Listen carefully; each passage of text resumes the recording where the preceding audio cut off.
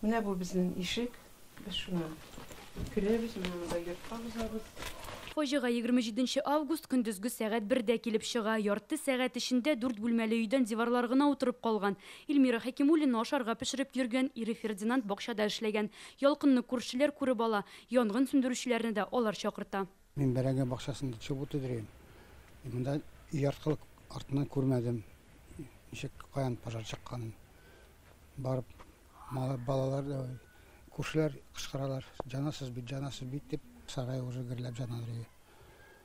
Шуннан минем күз алдына көчте инде. Җил бик каты.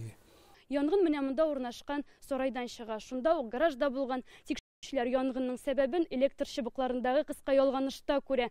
Тиз арада янгын сарайны биләп ала, аннан шунда ук өйгә күчә. Хәкимуллиннар хуҗалыгын уттан саклап калу өчен бөтен авыл дәррәү куба, әмма бу кешеләреннән килми. Документларны һәм телевизорны гына алып чыга алганнар.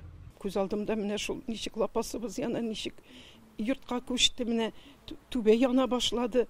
Бөтенесе күз алдымда. Әлегә зыян күрүчеләр улларында яши, бистә халкы аларга мөмкин булганча матди ярдәм күрсәтә.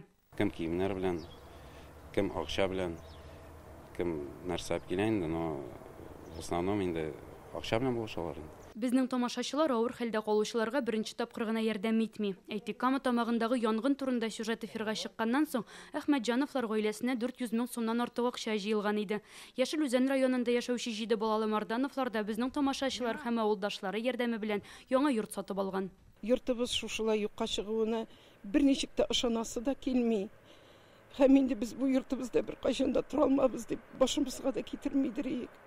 Без үзебез bütün kişilerge buluşabız indi. СВО да җибәргән идек. Хәзер үзебезгә ярдәм кирәк. Янгыннан зыян күргән Хәкимуллиннар яңа йорт торгызырга тели. Аларга ярдәм итү өчен телефон номеры һәм реквизитлар экранда күрсәтелгән. Лиана Бәхтиева, Ләйсән Сәетова, Яңа Гасыр каналы.